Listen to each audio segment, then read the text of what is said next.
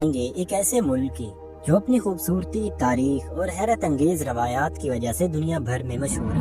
ایک ایسا ملک جہاں لوگ اپنا تہوار منانے کے لیے سڑکوں پر نکل کر ایک دوسرے پر ٹماٹروں سے بارش کرتے ہیں، یا ایک ایسا ملک جس کے کچھ علاقوں میں پورے سال میں صرف چند دن کے لیے سورج نکلتا ہے۔ دوستو، آج ہم سیر کریں گے اسپین کی۔ وہاں کے لوگوں کی زندگی کیسی ہے، اور کیا آپ نے کبھی سوچا ہے کہ دنیا کا مشہور کھیل فٹ بال یہاں کے لوگوں کے لیے صرف ایک کھیل نہیں بلکہ ایک جنون ہے؟ اور ایسا کون سا کھانا ہے جس نے اسپین کو دنیا بھر میں مشہور کر دیا؟ دوستو، آج کی ویڈیو بہت ہی انٹرسٹنگ ہونے والی ہے، تو ویڈیو کو اینڈ تک لازمی دیکھیں۔ تو آئیے اپنے شاندار سفر کا آغاز کرتے ہیں۔ دوستو، اسپین کا official name the kingdom of Spain ہے۔ تازہ ترین اعداد و شمار کے مطابق اسپین کی کل آبادی تقریباً 47 ملین 9 لاکھ ہے، جو دنیا کی مجموعی آبادی کا صرف 0.59% ہے۔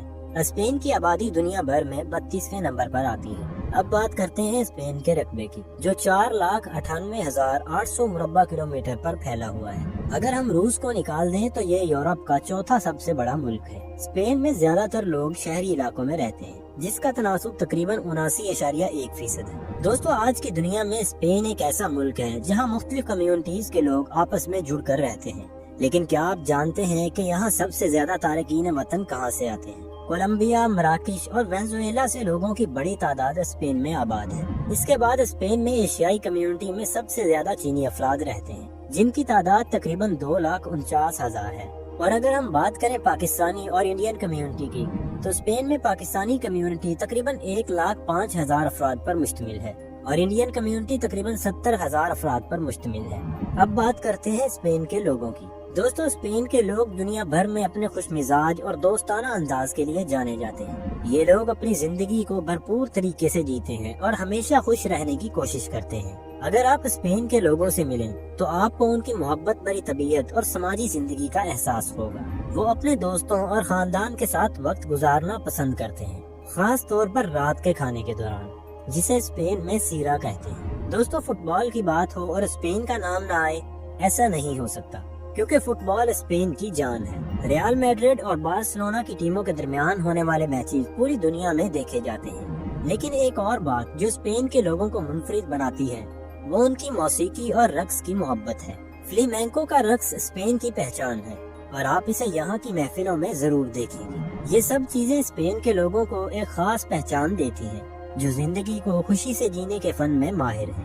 اب ہم اسپین کے دل یعنی میڈرڈ کی سیر کرتے ہیں، جو نہ صرف اسپین کا دارالحکومت ہے بلکہ ثقافت اور تاریخ کا ایک حقیقی خزانہ بھی ہے۔ یہ شہر اپنے عظیم میوزیم اور آرٹ گیلریز کی وجہ سے دنیا بھر میں مشہور ہے، جہاں آپ دنیا کی بہترین آرٹ کی نمائش دیکھ سکتے ہیں۔ اگر آپ قدرتی خوبصورتی سے محبت کرتے ہیں تو ریٹائرو پارک کا دورہ ضرور کریں، جہاں آپ کو سکون ملے گا اور شہر کا منظر بھی بہترین نظر آئے گا۔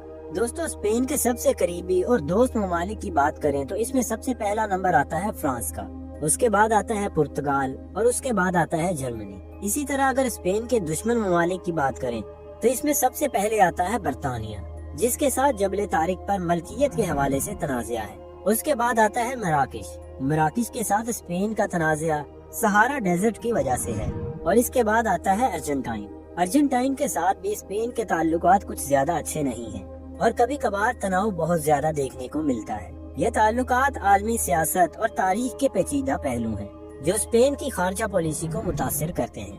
دوستو، اسپین کی کرنسی کا نام یورو ہے، جو دنیا کی سب سے مضبوط کرنسیوں میں سے ایک ہے۔ اگر ہم یورو کی قیمت کا موازنہ پاکستانی اور بھارتی روپے میں کریں تو 1 یورو تقریباً 91 بھارتی روپے اور 320 پاکستانی روپوں کے برابر ہوتا ہے۔ دوستو، اسپین کی معیشت دنیا کی سب سے بڑی معیشتوں میں شمار ہوتی ہے، جس کی کل جی ڈی پی تقریباً 1.5 ٹریلین امریکی ڈالرز ہے۔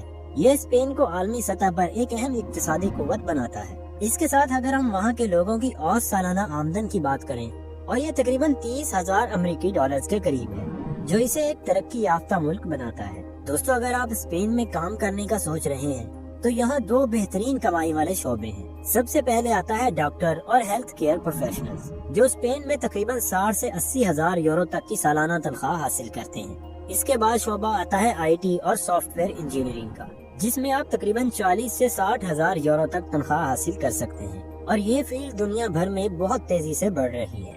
دوستو، آپ بات کرتے ہیں اسپین کی خوبصورتی کی۔ اسپین میں کچھ ایسی خوبصورت جگہیں بھی ہیں जिन को देखकर दिल बहुत ज्यादा खुश हो जाता है।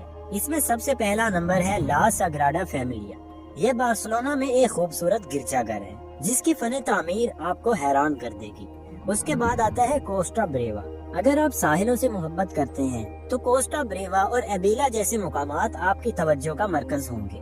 और अगर आप तारीखी मुकामात पसंद करते हैं तो प्लाजा मेयोर आपको स्पेन की रवायात और सकाफत का हुसीन मंजर पेश करेगा। दोस्तों, स्पेन में सिम कार्ड खरीदना बहुत ज्यादा आसान है और इसकी कीमत तकरीबन 10 से 20 यूरो के दरमियान होती है, जिसमें आपको डाटा और कॉल्स के प्लान मिल जाते हैं। स्पेन में बेहतरीन सफरी सवारियों में सबवे, ट्रेन और बस सर्विस शामिल है जो काफी सस्ती और आसान है। इसके अलावा अगर आप टैक्सी या साइकिल किराया पर लेना चाहें तो भी मुख्तलिफ ऑप्शंस दस्तयाब हैं।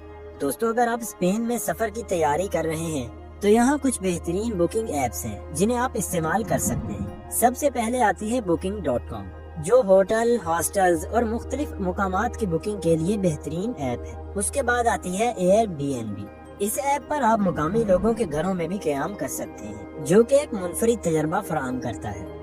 दोस्तों, स्पेन की तारीख कदीम तहजीबों से शुरू हुई, जहाँ रूमियों और मुसलमानों ने अहम असरात छोड़े।